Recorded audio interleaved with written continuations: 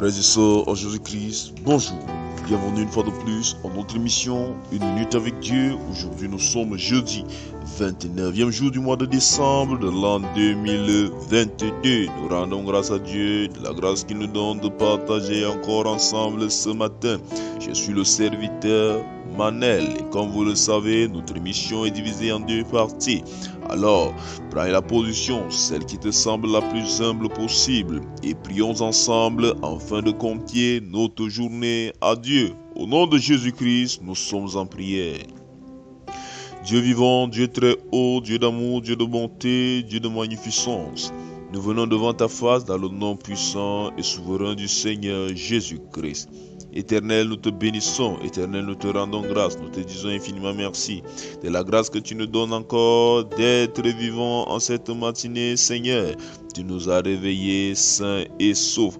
En ce jour, Père éternel, nous venons dans le nom du Seigneur Jésus-Christ te bénir, te dire combien de fois tu es bon, te dire combien de fois tu es magnifique, te dire combien de fois tu es grand, car tu as fait toutes choses, tu as fait les cieux et la terre. Toutes choses existent par toi, toutes choses existent pour toi. Père, nous te bénissons, nous te rendons grâce pour toutes les merveilles que tu as déjà accomplies dans nos vies jusqu'en ce jour. Éternel vivant, nous te prions, nous nous supplions de nous pardonner toutes les fois où nous nous sommes lamentés, Seigneur, où nous n'avons pas vu, Seigneur, la bonté, la grâce que tu déverses dans nos vies. En ce jour, d'une manière particulière, nous voulons élever ton nom, nous voulons te bénir, nous voulons te sanctifier.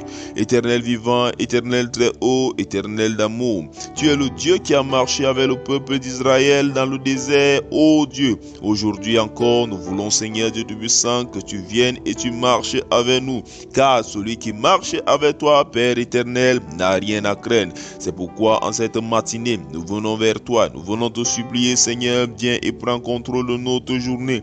Père éternel, Père vivant, remplis-nous de ton Saint-Esprit. Seigneur Dieu Tout-Puissant, au nom de Jésus-Christ, nous te prions, Père éternel, comble-nous de ta présence, remplis-nous de la présence du Saint-Esprit. Ô Dieu, ô Roi, nous te bénissons, nous te rendons grâce pour la victoire que tu nous donnes sur tout esprit impur, pour la victoire que tu nous donnes sur toute attaque satanique, pour la victoire que tu nous donnes sur tout plan de l'ennemi. Sois béni dans le nom de Jésus-Christ. Père éternel, nous te bénissons, nous te disons infiniment merci pour ta main agissante que tu déverses sur l'humanité en ce jour. Père, merci parce qu'en ce jour, tu uses de ta miséricorde et tu pardonnes nos péchés. Merci Père éternel parce qu'en ce jour, Seigneur de Dieu puissant, tu te souviens de tous les affligés, de tous ceux qui crient en toi. Merci Père éternel parce qu'en ce jour, tu déverses encore de manière abondante ton amour dans nos vies. Merci Seigneur de Dieu puissant d'être présent au milieu de nous. Ô Dieu, ô Roi, ô Père d'amour, ô Père de bonté, merci parce que ton dessein parfait s'accomplit dans nos vies dans le nom de Jésus-Christ. Nous te bénissons, nous te rendons grâce, nous te disons infiniment merci. Seigneur, tu es celui à qui nous nous remettons tout au long de cette journée. Que ton nom soit loué, que ton nom soit magnifié, que ton nom soit exalté. À toi soit tout honneur, à toi soit toute gloire.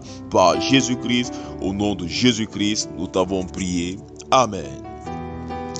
Nous sommes arrivés à la deuxième partie de notre émission. Et comme vous le savez, nous sommes en train d'étudier le livre de Marc. Nous sommes en train d'étudier le livre de Marc. Hier, nous avons commencé à étudier le chapitre 3. Et aujourd'hui, nous allons continuer avec notre étude du chapitre 3. Et hier, nous avons partagé ensemble sur le verset 21. Et nous avons vu quelque chose au niveau du verset 21. La Bible nous dit que les parents de Jésus par toutes les choses que Jésus faisait, par toutes les choses que Jésus disait, à un moment donné, ils ont dit qu'il est hors de sens.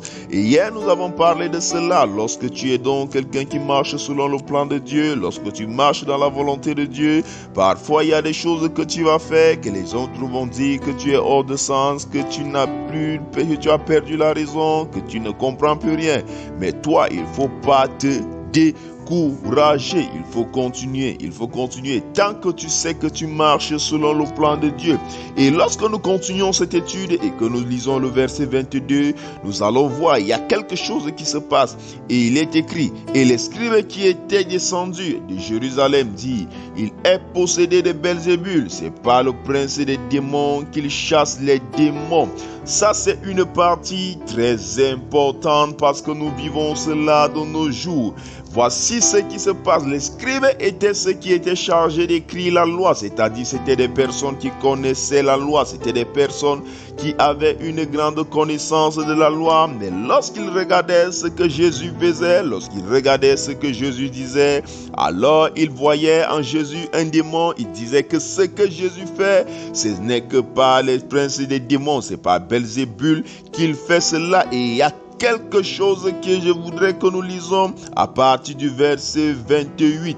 La réponse de Jésus, Jésus va dire: je vous le dis en vérité, tous les péchés seront pardonnés aux fils des hommes et les blasphèmes qu'ils auront proférés, mais quiconque blasphémera contre le Saint-Esprit n'obtiendra jamais de pardon. Il est coupable d'un péché éternel.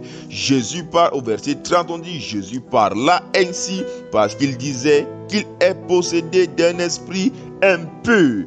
Je voudrais que nous partagions sur ce point et que pour nous ce soit une sonnette d'alarme, parce que de nos jours, beaucoup d'entre nous, des serviteurs de Dieu, des chrétiens, nous tombons dans ce piège où nous blasphémons contre le Saint-Esprit.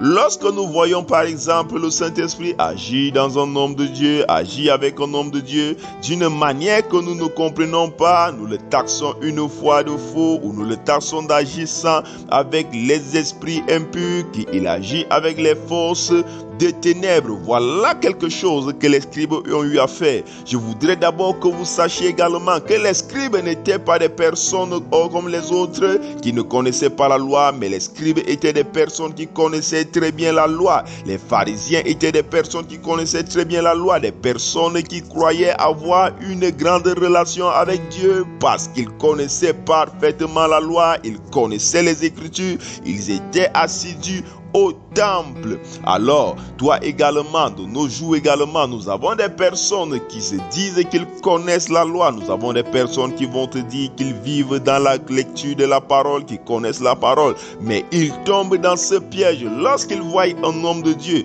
lorsqu'ils voient une personne agir d'une manière qu'ils ne comprennent pas, ils le taxent une fois qu'il fonctionne avec les esprits impurs. La Bible nous dit que tous les péchés seront pardonnés aux fils des hommes. Tous les péchés seront pardonnés, excepté le blasphème contre le Saint-Esprit. Alors il y a un danger dans cela. Lorsque tu taxes un miracle accompli par le Saint-Esprit comme étant un miracle accompli par un fétiche, comme étant quelque chose que ce n'est pas Dieu qui a fait, c'est le diable qui l'a fait. La Bible dit que ce péché est impardonnable. Je voudrais donner dans ce conseil ce matin. De nos jours, si tu n'es pas d'accord avec une façon de fonctionner d'un homme, si tu ne crois pas au ministère d'un homme, si tu ne crois pas au miracle d'un homme, ne tombe pas dans le piège de dire qu'il est faux, ne tombe pas dans le piège de dire qu'il utilise les fétiches, ne tombe pas dans ce piège, parce que tu peux te retrouver en train de blasphémer contre le Saint-Esprit. Il y a des personnes qui vont te dire, qu'ils connaissent Dieu, qu'ils peuvent le faire, mais je tiens également à te rappeler, les scribes étaient des personnes qui étaient sûres, où tout le monde savait qu'ils connaissent Dieu. Les pharisiens étaient des personnes qui enseignaient. Les pharisiens étaient des personnes qui allaient te dire, qui ont des visions. Les scribes allaient te dire qu'ils marchent avec Dieu et qu'ils ont des visions. Alors, il faut faire très attention. Si tu n'es pas d'accord avec une personne, ce que tu dois faire, c'est juste appeler l'Esprit de Dieu et peut-être tu peux te retirer, mais il ne faut pas courir le risque de blasphémer contre le Saint-Esprit.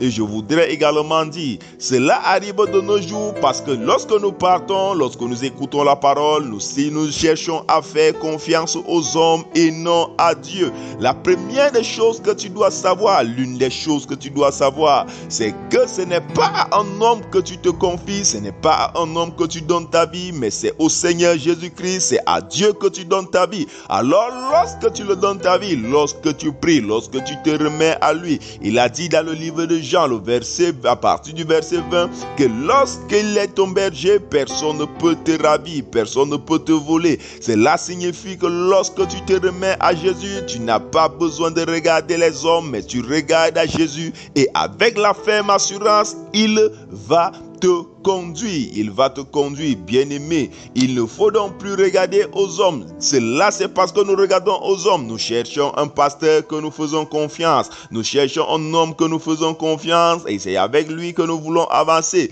Bien-aimé, les hommes peuvent te tromper. Les hommes peuvent te tromper. La seule personne qui ne peut pas te tromper, c'est Dieu. C'est lui qui est vérité, c'est lui qui est fidèle. Alors, c'est à lui que tu dois t'attacher. Si tu t'attaches aux hommes, tu risques de te perdre. Nous allons continuer demain, s'il plaît à Dieu. Shalom, shalom.